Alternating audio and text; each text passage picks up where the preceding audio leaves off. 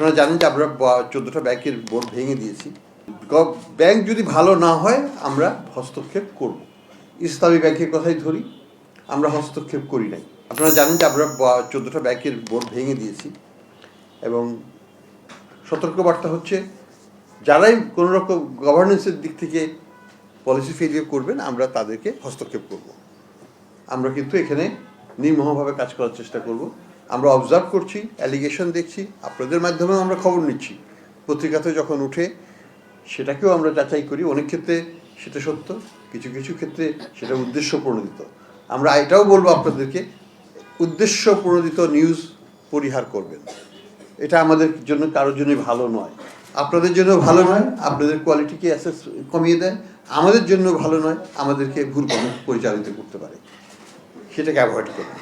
কিছু আছে আপনাদের মধ্যে, কিছু উদ্দেশ্য প্রণোদিত আছে বলে আমি এই কথাটা বললাম। Bank resolution is part of the governance process. Bank যদি ভালো না হয় আমরা হস্তক্ষেপ করব, এবং হস্তক্ষেপ করা মানে এটা কিন্তু টিঙ্কারিং না, এটা ওভারটেক করে নেওয়া। আমরা সময় দেব, একটা ওয়েট ফর দ্য তাদের যে প্ল্যান, সেই প্ল্যান যদি ঠিকমতো কার্যকরভাবে অগ্রগতি দেখাতে পারে আমরা সেখানে হস্তক্ষেপ করব না। যেমন ইসলামী ব্যাংকের কথাই ধরি, আমরা হস্তক্ষেপ করি নাই, কারণ তারা ব্যাপকভাবে ডিপোজিট মোবিলাইজ করে ডেসপাইট ভেরি হাই